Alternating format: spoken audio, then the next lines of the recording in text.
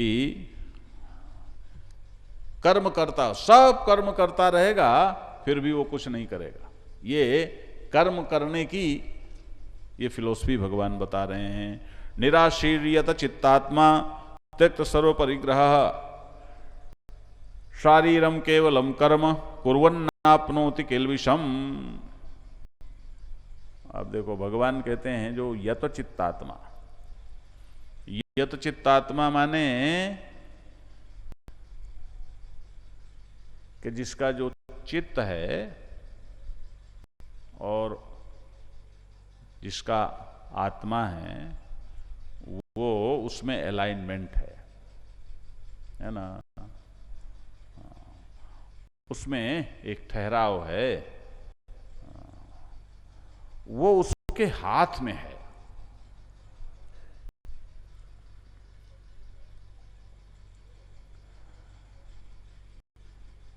वो चित्त की जो परंपरा है, चित्त की परंपरा क्या है कि चित्त क्या है कि मन बुद्धि चित्त अहंकार, ये तो महाराज अंतःकरण कहलाते हैं और इंद्रियां बाह्यकरण कहलाती हैं। कि ये जो अंतःकरण और बाह्यकरण, इन दोनों की दृष्टि से जो अपनी आत्मा में प्रतिष्ठित है, ये हुआ यतचित्त आत्मा। ध्यान देना। देखो भाई, आपको हमने पुस्तक तो दे दी, लेकिन आप उसको मत पढ़ो, आप तो सुनो, ध्यान दो। क्योंकि हो सकता है जो हम कह रहे हो, जैसा कह रहे हो वैसा उसमें न मिले, लेकिन जब आप पूरी बात समझोगे तो जो लिखा है वही आपको फिर समझ में आ जाएगा कि हमारे कहने में और उसमें लिखे होने में कोई फर्क नहीं है। इसलिए यतचित्तात्मा माने आपके अंदर, आपके बाह्यकरण में, इंद्रियों में, आपके अंतःकरण में और आपकी आत्मा में अलाइनमेंट है कि नहीं है, कि सब में एक तानता है कि नहीं है। ध्यान देना, ये सब मैनेज है कि नहीं एक साथ। ऐसा तो नहीं कि मन अंते चित अंते जीरा रहा है उदास, ऐसा तो नहीं है कि दिल के टुकड़े हजार हुए, कोई इधर गिरा कोई उधर गिरा, ऐसा तो नहीं है। जैसे कई पार्टियां टूट जाती, ऐसा तो नहीं है कि शरीर कहीं है, प्राण कहीं है, मन कहीं है, बुद्धि कहीं है। बोलो ऐसा होता है कि नहीं होता? आत्मा का तो पता ही नहीं है कि शरीर कहीं काम कर रहा है, मन से कुछ सोच रहे हैं और बुद्धि कुछ और तरह के निर्णय में मस्त है और दिल में पता नहीं है क्या है। बोलो ऐसा होता है कि नहीं होता?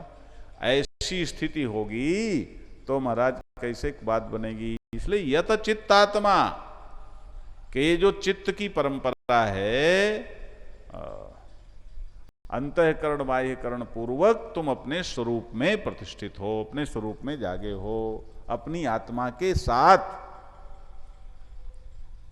तुम शरीर प्राण मन बुद्धि हृदय ये सब आत्मपूर्वक एक लाइन में होकर फिर कर्म का संपादन करें।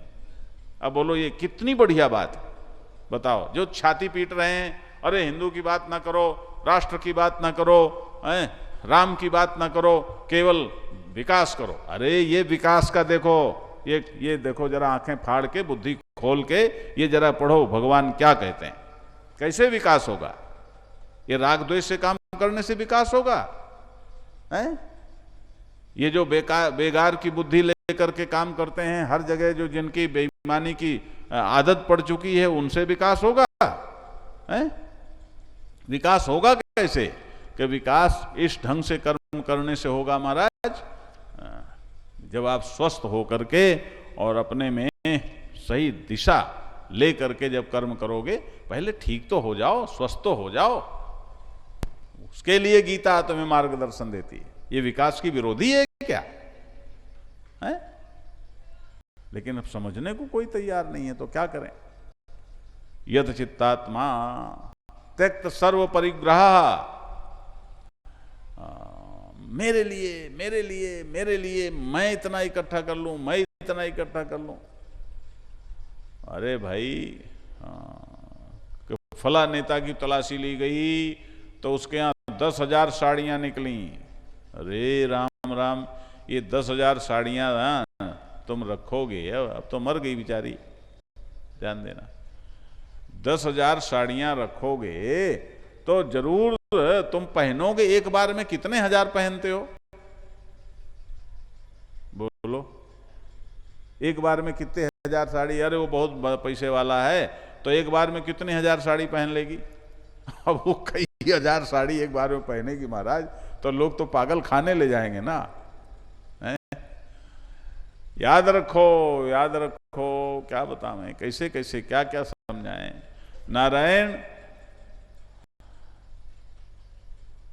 जैसे तुम्हारी मां होती है शरीर की, वैसे ही सारी जो संस्कृति है इसकी मां ये प्रकृति है, ये पृथ्वी है, इसको भी कह दो धरती माता। तो जैसे इस संसार की मां में, जन्मदात्री मां में कितने बच्चे, कितनी संतानें हो जाएं महाराज, सबको दुग्धपान कराने का सामर्थ्य रहता है कि नहीं रहता? बोलो, ये नेचर का काम है, नेचर देती है। जितनी संतानें आएंगी सबके लिए उसकी छाती में दूध आएगा। ऐसे ही पृथ्वी में कितनी जनसंख्या हो जाए, सबका पालन पोषण करने की सामर्थ्य इस पृथ्वी में है। गड़बड़ कहां होता है? गड़बड़ होता है कि एक ने महाराज बहुत सारा अनाज अपने घर में इकट्ठा करके रख लिया, तो बहुत लोगों को फिर भूखों मरना पड़ता है। यहां महंगाइयां सो जाती हैं। अब हम लोगों के लिए तो उससे कोई फर्क नहीं पड़ता, चाहे सस्ती हो जाए चाहे महंगी हो जाए, लेकिन यहाँ तो महाराज प्याज के चक्कर में सरकारें गिर जाती हैं। अब वो सब क्या करते हैं कि किसी ने षड्यंत्र पूर्वक बहुत सारी एक जगह इकट्ठी कर ली और ले महंगाई पैदा कर दी। ये जो समाज के शत्रु हैं, इनके कारण असंतुलन होता है, नहीं तो धरती मां में सब कुछ है महाराज। ये पूरी सृष्टि का पालन करने की सामर्थ्य रखती है। इसलिए परिग्रह चोरी है, चोरी है। आप याद रखो, आपकी जरूरत से ज्यादा यदि आपके पास है तो जरूर किसी का हिस्सा है, याद रखो। इसलिए जरा ये ध्यान रखो, संग्रह मत करो कि यदि 10,000 साड़ियां किसी के पास हैं तो जरूर कोई ऐसा होगा जिसके पास एक भी साड़ी नहीं होगी। और देखो, हम बताएं आपको, सेवा भारती के कार्यकर्ताओं का अनुभव है महाराज, आज का तो नहीं है, बहुत वर्षों पहले की बात है, अब तो काफी सुधार हो गया है। ये जो हमारे यहाँ धर्मांतरण होता है ना, वो इसी कमजोर नस को पकड़ करके और सेवा के रास्ते घुस करके होता है। कि जो कमजोर कड़ी है वहीं से तो जंजीर टूटेगी ना। याद रखो, याद रखो, इस समाज को यदि बांध कर रखना चाहते हो तो जो कमजोर कड़ियां हो उनको पुष्ट करो। नहीं, यदि समाज के शत्रु इस जंजीर को खींचेंगे तो जो कमजोर कड़ी होगी वहीं से तो जंजीर टूटेगी। तो महाराज वो आ जाते हैं, उनको लो हम तुम्हें कपड़ा देते हैं, लो हम तुम्हें पढ़ाते हैं, लो हम तुम्हें दवा देते हैं, और महाराज उनको अपने सेवा के एहसान से दबाकर बाद में धर्मांतरण कर लेते हैं। तो सेवा भारती के कार्यकर्ता नारायण गए वनवासियों के बीच में, तो एक कुटिया के बाहर एक लड़का बैठा था। उस लड़के से उन्होंने कहा कि देखो भाई, हम कपड़ा लाए हैं, अनाज लाए हैं और दवा लाए हैं, सब हमारे पास है, तुम्हारे घर में कितने लोग हैं? तो हम वो सब देंगे। क्या हम 3 लोग हैं, मैं हूँ, मेरी बहन है और मेरी माँ है। क्या अच्छा, तो तुम बाहर बैठे हो, अंदर माँ और बहन? हम कहे नहीं नहीं, अंदर मेरी माँ है, बहन तो बाहर गई है, महुआ बीनने गई है। क्या अच्छा, तो तुम जरा माँ को बुलाओ। तो उसने कहा नहीं, मेरी माँ बाहर नहीं आ सकती। कि क्या बीमार है? हम दवा भी देंगे, डॉक्टर भी है। कि नहीं नहीं, बीमार नहीं है, तो स्वस्थ, लेकिन बाहर आ नहीं सकती। कि क्या बात है कि बात यह है कि मेरी माँ और मेरी बहन के बीच में एक ही धोती है। क्या ये सच है इस देश का? एक ही धोती है। तो जब बहन बाहर जाती है तो माँ अंदर रहती है, मैं बाहर रहता हूँ, कोई अंदर चला न जाए।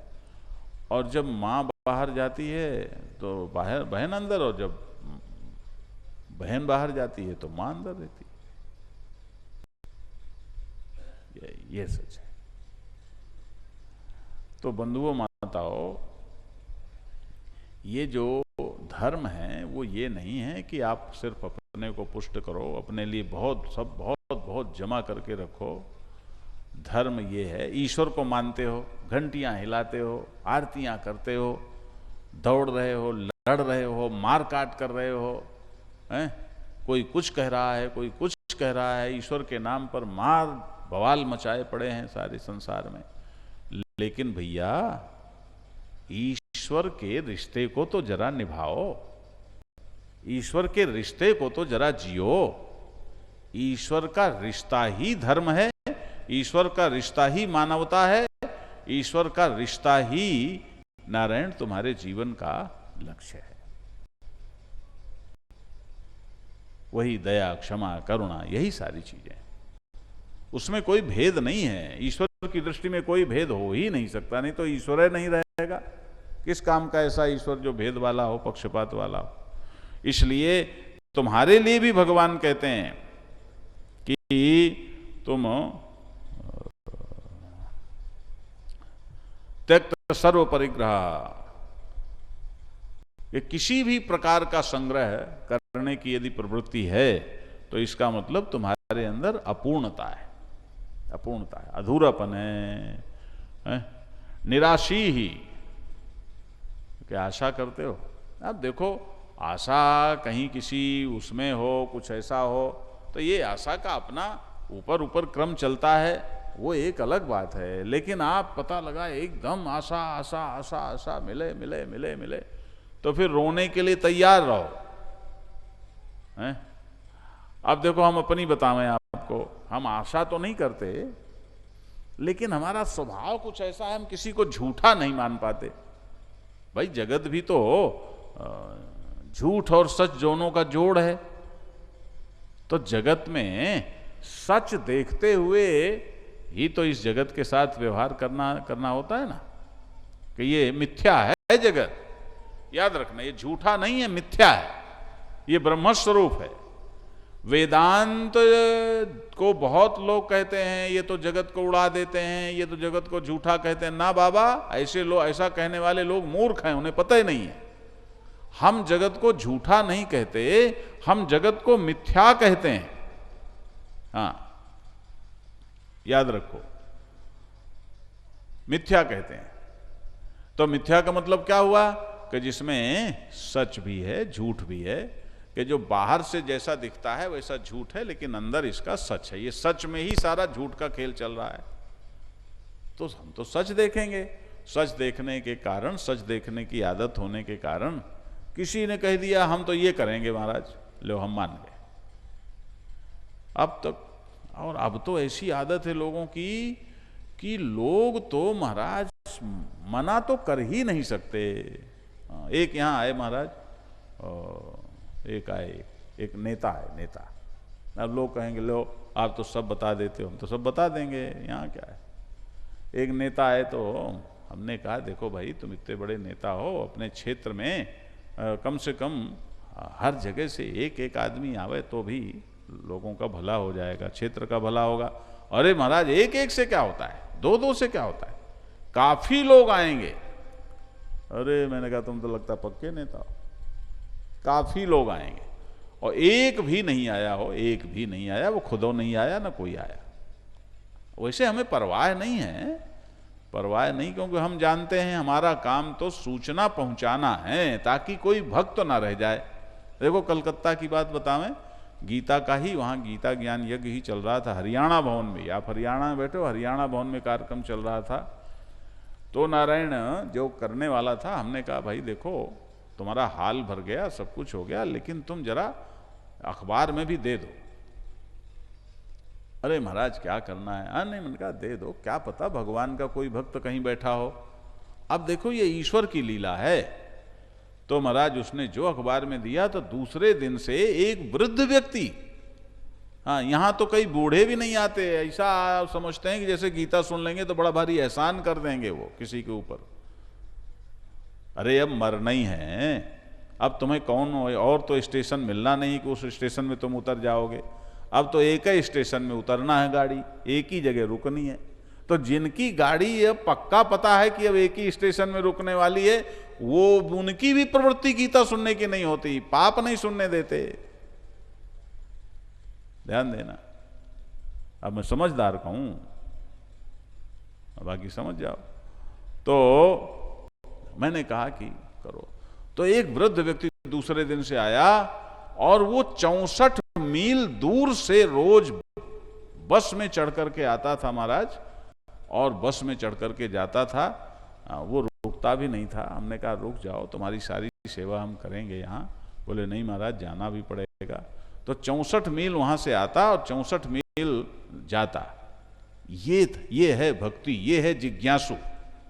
छाती नहीं फटती महाराज, नहीं क्या महाराज, अरे तो उससे कोई फर्क थोड़ी पड़ता है। हमें तो फिर भी हजार तमाम लोग इसमें सुन रहे हैं, नारायण टीवी में तमाम लोग यहां बैठे हो, भगवान को तो एक ही श्रोता मिला था।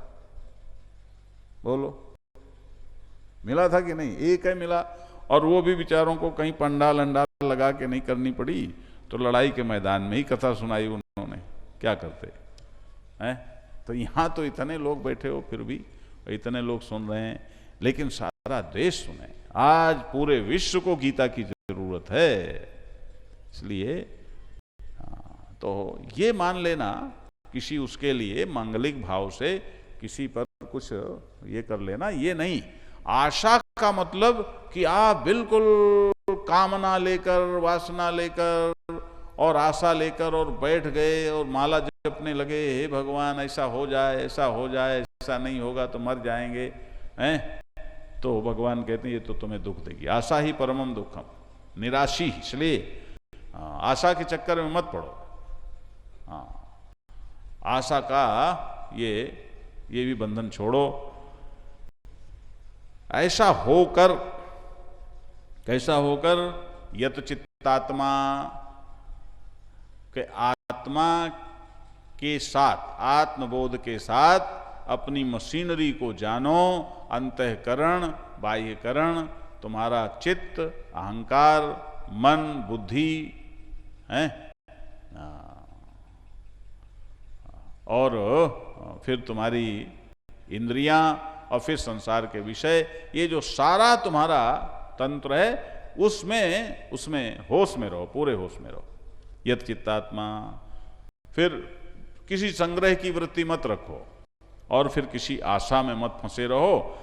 ऐसे होकर केवलम शारीरम कर्म कुर्वन, केवल जो शरीर से करना जरूरी है, शरीर और संसार के लिए जरूरी है। शरीर से शारीरम क्यों कर्म का मतलब नारायण ये भी मान लेना चाहिए कि शरीरों का ही तो समुच्चय ये सारा संसार है ना। तो शरीर और संसार के कर्तव्य क्षेत्र में जो कर्म आता है कि मुझे ये करना उचित है, ये करना ही चाहिए, बच्चे पालना ही चाहिए है ना, जो जॉब करते हैं वो करनी ही चाहिए। इसलिए कोई जॉब करता है नहीं आता तो हम उसको कहते हैं भाई तुम तो गीता जी रहे हो, करो। तो भगवान कहते हैं जो केवल कर्तव्य बुद्धि से, जो शरीर के संबंधों की दृष्टि से, शरीर की दृष्टि से करना जरूरी है, वो करता है, वो किल्बिषम न आपनोति, उसे किसी भी कर्म का बंधन नहीं होता, कोई भी पाप नहीं होता, उसको नहीं प्राप्त करता। यदृच्छा लाभ संतुष्टो द्वंद्वातीतो विमत्सरः समः सिद्धाव सिद्धौ च कृत्वापि न निबध्यते। भगवान कहते हैं जो लाभ हो, हानि हो, उसमें जो संतुष्ट है और जिसमें ईर्ष्या नहीं है, अरे इन्होंने ऐसा क्यों कर लिया, ये बड़ा क्यों हो गया, इसके पास ज्यादा क्यों मिल गया, इसको कैसा क्यों हो गया, छाती फटी जा रही है, देख न सकें पराव विभूति है। द्वंद्वातीता, जिसमें दो का द्वंद्व नहीं है, सिद्धौ च असिद्धौ समः, सिद्धि हो तो वाहवा और असिद्धि हो तो वाहवा। इसका मतलब क्या हुआ? इसका मतलब देखो, ये भगवान कह रहे हैं, इसका मतलब ये हुआ कि भाई कोई भी कर्म करे उसकी सफलता या असफलता ये दोनों ही हो सकती हैं, क्योंकि दोनों की संभावनाएं बराबर बनती हैं। बहुत सारे घटक होते हैं, जो आपके हाथ में वो करो ना। अब जैसे देखो, यहाँ हमारे हाथ में क्या हो सकता है कि भाई व्यवस्था हो जाए, ठीक ठाक हो जाए। अब बाकी तो जिसके हाथ में जो है वो तो वही करेगा ना। अब हवा न चले, ये आपके हाथ में है कि हमारे हाथ में? बोलो। गर्मी नहीं होनी चाहिए, ये किसके हाथ में? और भाई एसी लगा लो, एसी लगा लो, एसी लगा लो, और तो फिर कहो मेरी कमर में दर्द है, मेरी पसलियों में दर्द है, मेरे यहां दर्द है। हाँ, पिछाती पीटते रहो। इसलिए बाबा नेचर के साथ चलो, जैसा हो वैसा हो। सिद्धि हो जाए तो वाह वाह, सिद्धि हो जाए तो वाह वाह, कोई बात नहीं भाई। हमारे हाथ में सिद्धि असिद्धि नहीं है, हमारे हाथ में तो केवल कर्तव्य है। हम कर्तव्य का पालन हमने किया। ऐसे भगवान कहते हैं कृत्वापि न निबद्धते, ऐसे भी जो कर्म करता है वो भी नहीं बनता। गत संगस्य मुक्तस्य ज्ञानावस्थित चेतसः यज्ञायाचरता है कर्म समग्रम प्रविलीयते। अब देखो फिर से भगवान यज्ञ को ले आए। गत संगस्य, कि जिसमें किसी भी प्रकार की आसक्ति संगता समाप्त हो गई, गत हो गई, खारिज हो गई, रही ही नहीं, ऐसा बोध आ गया। मुक्तस्य, मुक्त हो गया। सुन लो बंधुओं माता, मुक्त हो गया। कैसे मुक्त हो गया? उसे पता लग गया कि मेरा आत्मा तो कभी बंधता ही नहीं है। मैं बेकार चीख रहा था कि मैं बंधा हूं, मैं दुखी हूं, मैं पैदा हुआ हूं, मैं मरूंगा, मैं पापी हूं, मैं पुण्यात्मा हूं। अरे मैं तो नित्य शुद्ध बुद्ध मुक्त स्वरूप हूं। बोलो शिवोहम। मैं तो कभी मरता ही नहीं, मैं तो एकदम जस का तस हूं। ऐसा सुन लेने से नहीं, क्या बताऊं मैं। अब हमारा तो दिल करता है तुम सब के सब मुक्त हो जाओ। मुक्तस्य ज्ञानावस्थित चेतसः, कि जो नारायण कि जिसका चेतस कैसा है कि ज्ञान में स्थित है। ज्ञान क्या? प्रज्ञानम ब्रह्म। जो मैंने पहले बताया था, प्रज्ञा में जिस ज्ञान की बात आपसे की थी, ध्यान देना। प्रज्ञा माने प्रकृष्ट ज्ञान, माने ज्ञान तत्व, माने ज्ञान तत्व, माने नोइंगनेस, नॉट नॉलेज। नॉलेज नहीं, मैं ये जानता हूं, मैं वो जानता हूं, ये सूचनात्मक ज्ञान नहीं। मैं पीएचडी हूं, डीलिट हूं, ये ज्ञान नहीं। फिर ज्ञान क्या? कि जो ज्ञान मच्छर में है, जो ज्ञान घोड़े में है, गधे में है, सब में है। चेतना रूप ज्ञान, कॉन्शियसनेस है ना, चैतन्य, चैतन्य तो नारायण, ये जो ज्ञान है, इस ज्ञान का बोलो किसमें अभाव है? नॉलेज का अभाव होगा, भाव होगा, कम होगा, ज्यादा होगा, उल्टा पुल्टा होगा। कोई किसी चीज को कहेगा ये अच्छी है, उसी चीज को कोई दूसरा कहेगा नहीं नहीं जी तुम बेवकूफ हो, ये खराब है ना। लेकिन नोइंगनेस, चेतना, कॉन्शियसनेस तो सबकी एक है कि नहीं है? बोलो है? कि ये जो ज्ञान है, जो सब में एक रस है ना, जो चित स्वरूप है, वही सत स्वरूप है, वही आनंद स्वरूप है। तो जो सच्चिदानंद में जो चित है, जो ज्ञान है, उस ज्ञान में जिसका चेतस है, जिसका ये जो जहां तुम्हारे संज्ञान रहता है, ये जो तुम्हारा अंतस्थल है, ऐसे ज्ञान में जिसका स्थित हो गया है, माने तुम्हारा जो अंतस्थल है, तुम्हारी शुद्ध बुद्धि है, वो इस अद्वितीय ज्ञान स्वरूप परमात्मा में प्रतिष्ठित कैसे हो गई? अभेद पूर्वक प्रतिष्ठित हो गई। बुद्धि ब्रह्म ही हो गई, बुद्धि साक्षी हो गई, ब्रह्म हो गई। बुद्धि अपने आश्रय में डूबकर वही की वही हो गई। ध्यान देना। तो भगवान कहते हैं ज्ञान अवस्थित चेतसः, ऐसा जो व्यक्ति है यज्ञाय, यज्ञ के लिए आचरता समग्रम कर्म प्रविलीयते,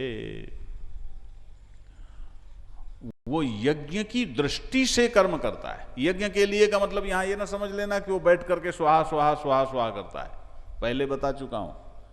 यज्ञाय माने दो भाव हैं। एक भाव तो समझ लो यज्ञ माने देना, देना, मैं जिसको जो दे सकता हूं मुझे देना है, दो। अगर तुम रोटी खाते हो तो ये भी सोचो कि मैं पेट में, अहम वैश्वानरो भूता प्राणी नाम देहमाश्रिता, भगवान ने कहा ना, अभी आगे आएगा। तो रोटी खाते हो तो सोचो कि आप प्राणाग्नि में इस ग्रास का हवन कर रहे हो। दूसरे को खिलाते हो तो ये कल्पना करो कि इसके पेट में जो वैश्वानर भगवान बैठे हैं, मैं उनको आहुति दे रहा हूं। किसी को पानी पिलाते हो, किसी से कुछ भी करो, सारा जीवन, सारा संसार तो यज्ञ, पहले आप सुन चुके हो, एवं परिवर्तितम चक्रम, ये सारा जगत ही यज्ञ स्वरूप है। पहले सुन चुके हो कि यज्ञ